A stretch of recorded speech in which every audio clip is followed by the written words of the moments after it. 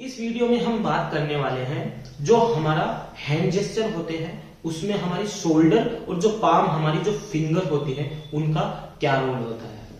आपने किसी भी लीडर को देखा होगा स्पीच या प्रेजेंटेशन देते समय तो वो हैंड जेस्चर के साथ में अपने शोल्डर का भी यूज लेते हैं और कुछ लोग होते हैं जो हैंड जेस्चर के साथ में अपने शोल्डर का यूज नहीं लेते हैं तो वो एक डक मूवमेंट हो जाती है जिससे केवल आपके शोल्डर नहीं केवल हाथ हिल रहे हैं। आप जैसे मेरे को देख रहे होंगे मैं हाथ हिला रहा हूं शोल्डर नहीं हिल रहे मेरे, तो वो कैसा फील हो रहा है ना।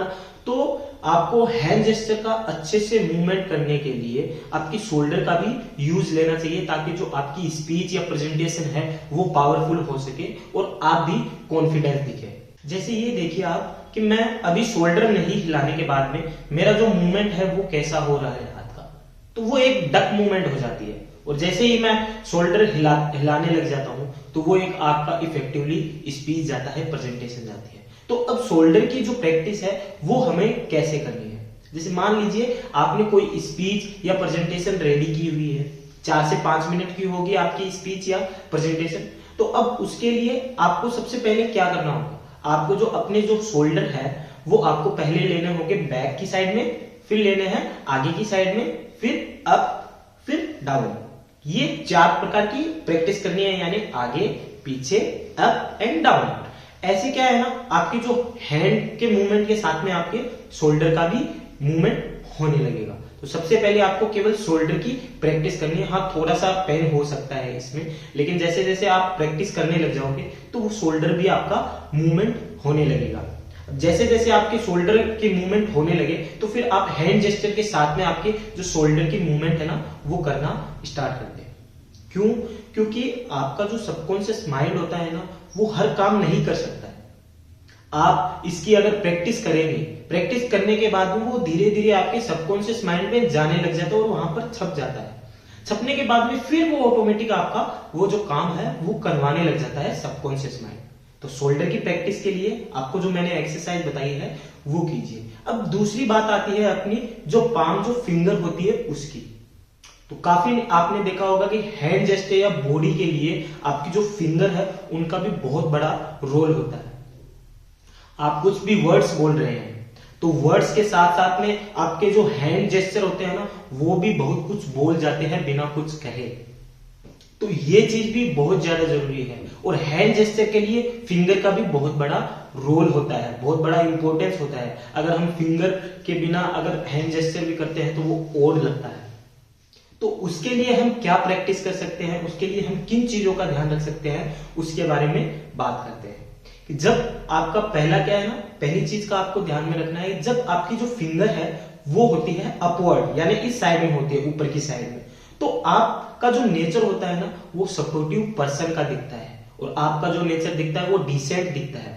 कि आप अगर एक टीम के लीडर है तो आप अपनी टीम को सपोर्ट करते हैं, उनको समझते हैं, उनको सारी बातें समझते हैं। पहले ही ऐसे स्टार्ट नहीं हो जाते कि आपने ऐसा क्यों नहीं किया, क्या है, नहीं, आप समझते हैं, उनको सपोर्ट करते हैं। इसका पता चलता है अगर आपका जो फिंगर है वो अपवर्ड होता है तो आप दिखते हैं सपोर्टिव नेचर के, डिसेंट। तो जब भी आप अगर प्रेजेंटेशन देते हैं, स्पीच देते हैं तो आपका अपवर्ड होने से आप सपोर्टिव नेचर के लगते हैं।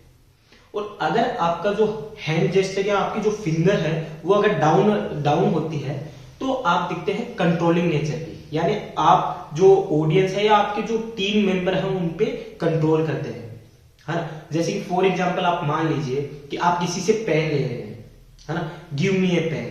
आपने एक तो ऐसे बोला और आपने एक ऐसे बोला गिव मी ए पेन, तो आपको भी पता लग जाएगा कि दोनों में क्या फर्क लग रहा है ना। तो ये होता है आपका जो, अगर आपका जो फिंगर है वो नीचे की तरफ होता है तो आप दिखते हैं कंट्रोलिंग पर्सन।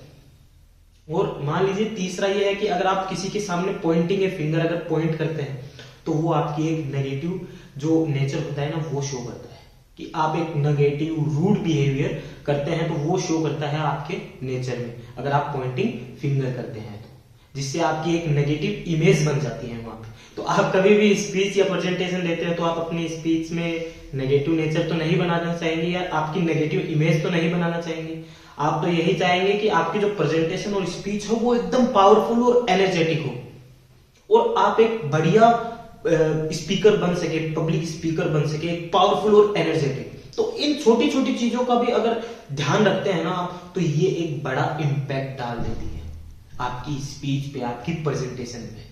तो इन छोटी छोटी चीजों से क्या है ना, वो नींव अगर डलती है ना, तो वो शुरुआत में है ना जमीन के नीचे डलती है। अगर वो मजबूत होती है ना, तो कितनी भी बड़ी बिल्डिंग बन जाए तो वो उस पर टिक जाती है। तो यही छोटी छोटी चीजों पे हम अगर ध्यान देंगे तो अपनी जो स्पीच है वो एकदम पावरफुल और एनर्जेटिक दिखने लग जाएगी, जिससे आपका कॉन्फिडेंस भी बूस्ट होता है और सामने वालों को भी आप अंडर कॉन्फिडेंस नहीं लगते हैं, कॉन्फिडेंस दिखते हैं। तो इस वीडियो में इतना ही कि आप शोल्डर का ध्यान रखें, शोल्डर की एक्सरसाइज कैसे करने हैं वो ध्यान रखें, और आपके जो फिंगर है उनका आप कैसे यूज कर सकते हैं उनका पता रहेगा। तो इन चीजों की प्रैक्टिस कीजिए। Keep it up. Thank you.